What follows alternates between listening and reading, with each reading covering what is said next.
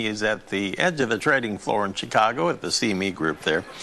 All right, Todd, we were talking about this cattle market. You know, if they keep this up, the steaks are going to get a little pricey here by the time we get into New Year's Day. We have December live cattle. Of course, albeit they go off the board tomorrow, they're up almost $3. February up $1.32 at $136.82. Then if you look at the feeder cattle trade, wow, what a wild ride they've had. They were up over $4 from their lows. We have the January up at 166.32 right now. We're up 384. They did touch limit up about an hour ago there, right? Yeah, well, I mean, you know, again, and look at the difference now. But when we last talked, Feb and the month coming up were very close. Now they're separating, which is, I think this is a short covering rally. And of course, I've already pre-ordered my steak and prepaid for it, so I didn't have to worry about these prices. But you know, really, we're seeing I think short covering. You mentioned earlier about the weather. And again, markets have a tendency to price this information in ahead of time. You've got, you know, the speculators will come in and they'll start buying in ahead of time, looking for this weather, trying to drive prices higher. And what they really did is they once again trapped the shorts that are down here. Again, I'm getting very positive space, but would like to see and am looking for a pretty good sell-off. But then I'm going to be a buyer. I'm really no longer a sell-off unless it's a seller, unless it's just for a quick trade.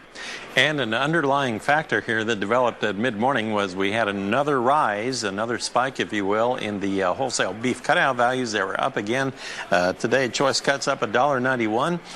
Select cuts up over $3. That is a big gain in the last week or week and a half now, and that's got to be supporting the futures trade. It's helping the futures trade, Marlon. But again, remember, these things, there is no real secrets in the world anymore. With all the technology pushing information around, I don't think that it was that big of a surprise. That might have, again, that might have been what trapped the shorts and forced them to run in cover here. Obviously, that always is a problem, and that's what creates these bigger market movements.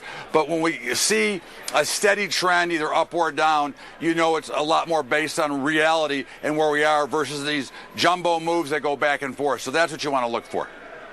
All right, let's take a look at our lean hog trade real quickly here. On the futures trade here, Todd, we have the nearbys a little firmer, deferred still weaker like they have been almost all day long. February lean hogs up 43 at 59.58. April up 15 at 66.02. The May is down 23 at 73.75. The latest pork carcass cutout value is down today by $2.30. Todd, I'm going to have to wrap it up, but I do want to wish you a very happy New Year, and I know you probably wish the same to our viewers and listeners, too. Happy New Year to the viewers and listeners. XM147, I appreciate you. Thanks for watching, and we'll see you next year. All righty. Always good to visit with you. Thank you so much, and wish you all the best, and love those ties. Keep them coming. All right, now we're going to take a